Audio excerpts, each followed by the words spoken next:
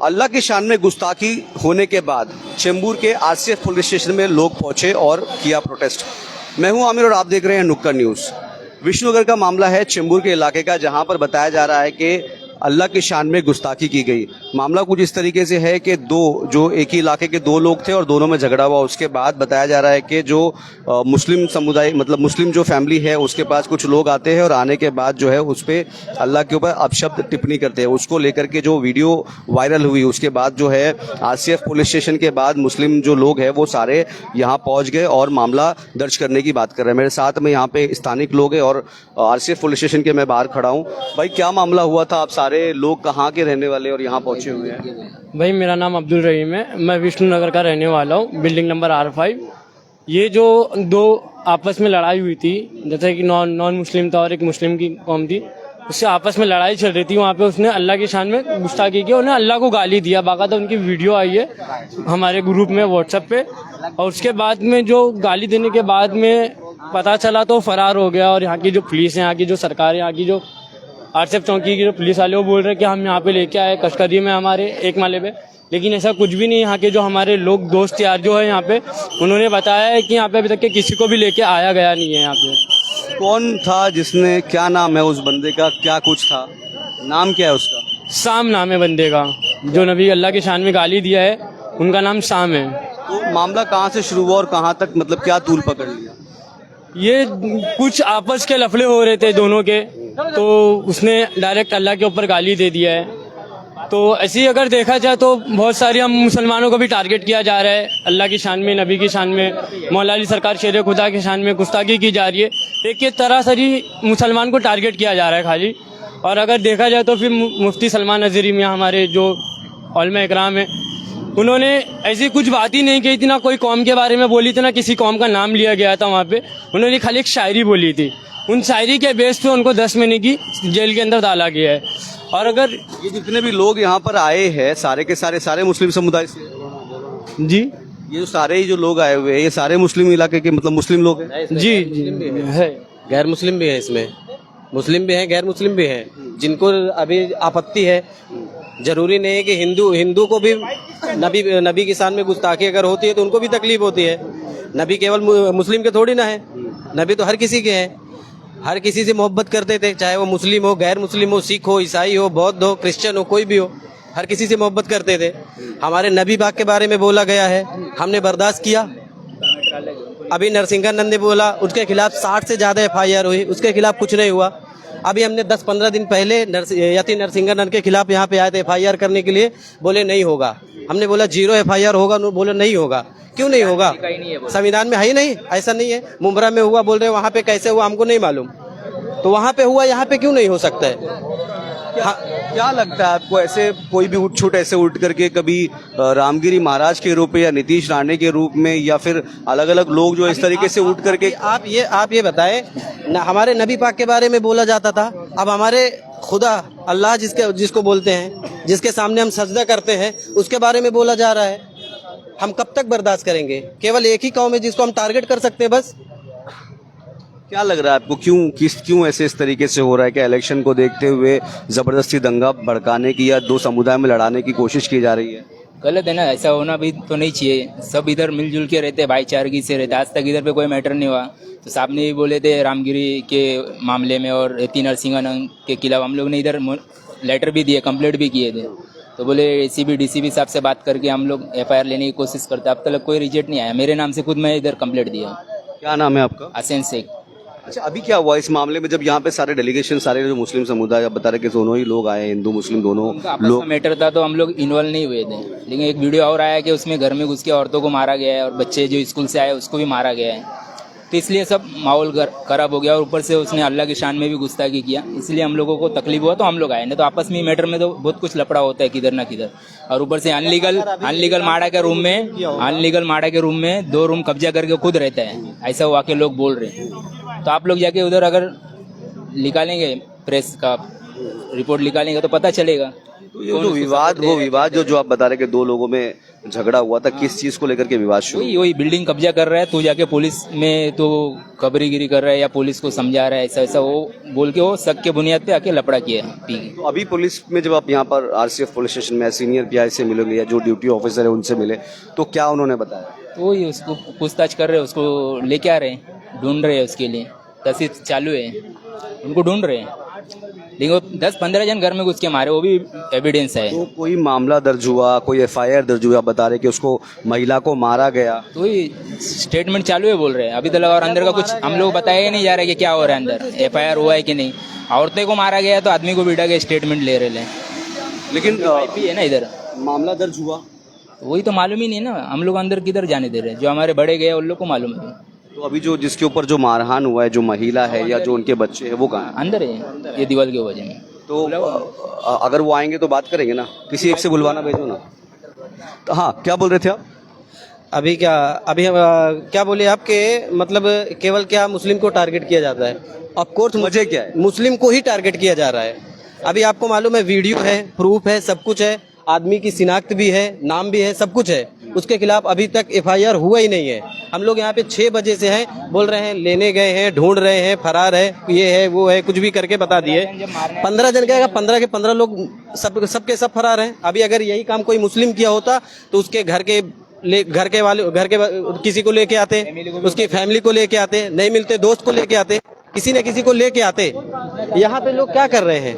क्यों ऐसा रवैया क्यों लग रहा है? प्रॉब्लम नहीं है, चलो आपसी रंजिश थी, आपसी रंजिश में झगड़ा किए, मारपीट किए, जो किए उससे प्रॉब्लम नहीं है। हमारे अल्लाह के बारे में उसने उल्टा सीधा बोला है, हमसे ये बर्दाश्त नहीं है। हमने बहुत कुछ बर्दाश्त किया है। हमारे मुफ्ती सलमान अजहरी साहब ने क्या कहा था? कुछ नहीं कहा था, एक शेर बोला था ना। उनको शेर के बिना पे उनके ऊपर 3 एफआईआर किए। 3 एफआईआर करने के बाद उनको तीनों एफआईआर पे बेल मिल चुकी थी। उनके ऊपर पासा लगा कि उनको 10 महीने रखा गया था। 10 महीना रखने के बाद भी अभी उनको कल सुप्रीम कोर्ट से जमानत मिली है, फिर भी अभी तक उनको रिहाई नहीं मिली है। केवल उनको कल ऑर्डर हुआ है, अभी तक उनकी रिहाई नहीं हुई है। अच्छा, हमारे साथ व्यक्ति है जिसके घर में ये जो बता रहे हैं, जो सारा कुछ मामला और जो माजरा जहाँ से शुरुआत हुई थी, इनके घर से हुई थी। क्या नाम है तुम्हारा? मेरा नाम शाहनवाज मोहम्मद शमशेर है। क्या हुआ था? क्या शुरुआत हुई थी? क्या मामला हुआ था? और थोड़ा कैसा वो डीजे लगा था, तो डीजे कौन लगाया था? वो उन लोग ही ने लगाए थे। तो कैसा उन लोग के घर में थोड़ा फंक्शन था, तो क्या मालूम कौन ने, रंगा नाम है उनका, रंगा भाई, तो उनके जाके कोई और जाके बोला, तो मेरे बहन के ऊपर वो आ गए। क्या बोला? मतलब स्पष्ट तरीके से बताओ कि क्या बोलते? रोज पीते हैं, मतलब लोग रोज ड्रिंक करते हैं, ड्रिंक करके मतलब वो लोग रोज डीजे बजाते हैं। तो ये कोई और ने जाके उनका कान भर दिया, तो उनका कान भर के ना तो वो मेरी बहन पे आ गए। तो मतलब आपकी बहन को मारा या सिर्फ बातों से बात हुई है? नहीं, मेरे बहन को भी मारे, मेरे जीजा को भी मारे थे कल। कितने साल से आप वहाँ रहते हैं? और वो जो रंगा भाई है वो कितने साल से रहते हैं? उन लोग रह रहे 5-6 साल से, लोग पहले से रह रहे। हम लोग को जाके 4-4 साल हो रहे। तो किन किन लोगों को मारा गया इसके अंदर, और कौन लोग मारे? कौन कौन लोग जिनके नाम है जिन्होंने मारा है? एक शाम है, एक पापा, एक बाबू है, और एक रेवू करके कुछ है नाम उनका। कम से कम 15 लोग थे। और जिसने अल्लाह की शान में गुस्ताखी का आरोप जिस पे लगा रहे हैं उसका नाम क्या है? श्याम नाम है। तो ये आप बता रहे कि इन लोगों ने कितने लोगों को मारा आपके घर में से? फैमिली में किन किन को मारा है? सिर्फ मेरी बहन और मेरे जीजा और मेरे छोटे वाले भांजे को। छोटा वाला भांजा कितने साल का है? कम से कम 5 साल का होएगा। तो अभी यहाँ पर पुलिस स्टेशन में आपके परिवार के कौन कौन लोग आए हुए हैं? मेरी बहन है, मेरा जीजा है, मेरा अब्बा है, और मेरी छोटी बहन है। क्या बोले पुलिस वाले? क्या बोले? वो इंक्वायरी कर रहे वो अंदर। सीसीटीवी बता रहे हैं आप, तो फिर कैसी इंक्वायरी? सीसीटीवी बता रहे, लेकिन कैसा सीसीटीवी तोड़ दिए थे लोग ने, वो वायर निकाल दिए थे। तो वायर निकाले ना तो आधा जो मारने का सीन आया था ना वो कट हो गया, जो घर में घुस के लोग ने मारे थे। तो वो सीसीटीवी लोग ने क्या किया था, वो बाबू ने सीसीटीवी वायर निकाल दिया था। तो अभी आपकी जो फैमिली के लोग हैं, किसको कितना मार लगा है? ज़्यादा नहीं लगा है, सिर्फ कैसा लाफा मारे थे, मुंह पे थोड़ा यहाँ पे लग गया था उनके। मेरे जीजा उनका कोई मेडिकल करवाया आपने? एमएलसी करवाई? आप पुलिस हॉस्पिटल गए? करवाए, वो अंदर ही है मेरे जीजा। कोई मामला दर्ज हो रहा है अभी इसके ऊपर? हाँ हो रहा है, वो अंदर ही है। क्या नाम है? तो उनकी फैमिली के लोगों से भी मैं बात करूंगा, क्योंकि और भी लोग हैं, उनकी फैमिली के लोग हैं, मैं उनसे बात करूंगा कि जो लेडीज है जिनके साथ ये सारी चीजें हुई है। उनसे सर 2 मिनट लाइव। सर क्या हुआ था आपके साथ? बता रहे हैं कि आपके फैमिली में घुस के जो है मारा गया, महिलाओं को मारा गया।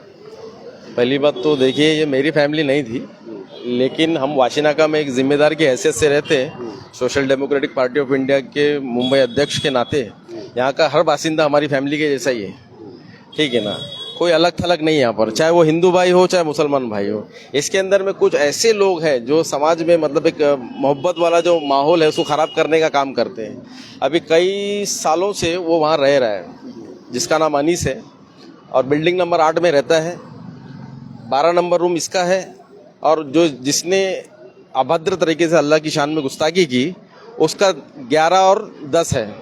वो अवैध तरीके से कई टाइम से उसके अंदर में रह रहा है। अभी 18 तारीख को उसकी लड़की पापा का जन्मदिन था, उसने पैसेज के अंदर में बहुत ज़ोर शोर से मतलब स्पीकर वगैरह को बजाया। तो अब डिस्टर्बेंस बहुत थे उसके अंदर में, तो उस रंगा को बुलाया गया। रंगा को बुलाने के बाद में किसी ने फ़ोन किया, अज्ञात व्यक्ति ने किसी ने फ़ोन किया। रंगा वो है जो बिल्डिंग का मेंटेनेंस वगैरह देखता है और बिल्डिंग का पूरा काम वाम सब देखता है। उसको बुला करके बोला गया दादा ऐसा ऐसा मतलब, तो रंगा उसी वक्त पहुंचा जब वो डीजे वगैरह बजा रहा था। तो रंगा ने जब आया तो उसको बोला ये साउंड को कम कर, और ये एक जो रूम जिसके अंदर में 11 नंबर है जो घुस के जबरदस्ती किसी को लाके रखा है, खाली कर उसको। तो ये बात उसको खटकी।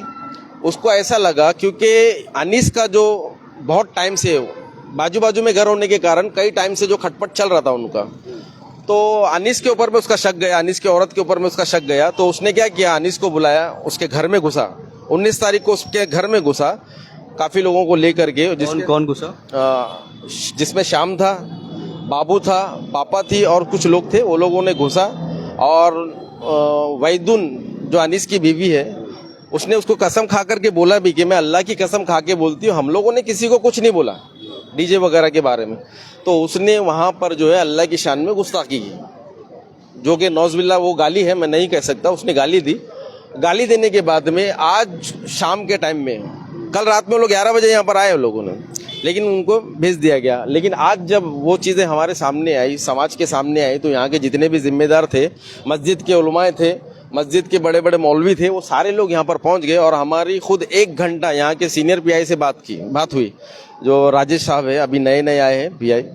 तो उनसे हमारी बात हुई, तो उन्होंने हमको कहा कि ऐसे बात करने वालों को बिल्कुल भी बख्शा नहीं जाएगा, गुनाह दाखिल करेंगे। तो ऐसा है कि उनके खिलाफ गुनाह दाखिल हो चुका है अभी यहाँ पर। 295A वगैरह वगैरह जो घर के अंदर में घुसना, वो सारी चीज़ें इन्होंने ले ली है। बस ये है कि आरोपी नहीं मिला अभी तक, आरोपी है फरार।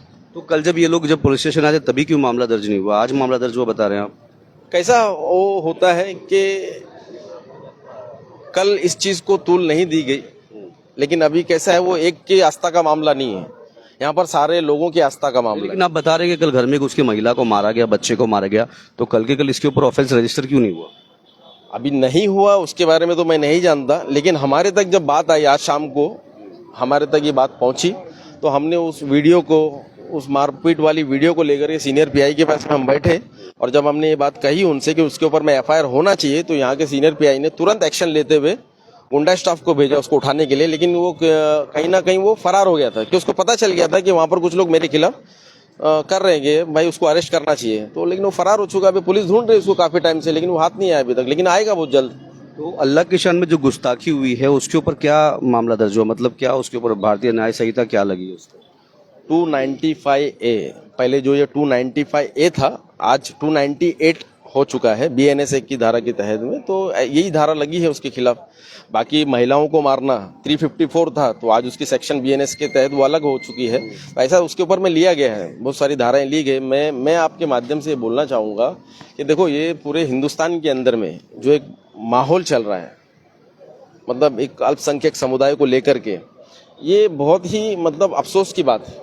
आज बहराइच के अंदर में आप देखें, एक व्यक्ति जो है घर के छत पे चढ़ करके झंडा, ग्रीन झंडे को तोड़ उखाड़ के फेंक रहा है, और उसके ऊपर में मुसलमानों के अंदर में जो आक्रोश ये लोग भरने का काम कर रहे हैं, उसी का नतीजा बहराइच के अंदर में देखने को मिला है ना। अभी हम देखते हैं कि सलमान अजारी साहब 10 महीने से जेल के अंदर में, हमारा भी दौर आएगा, आज कुत्तों का वक्त है, हमारा भी दौर आएगा, 10 महीने से जेल के अंदर में।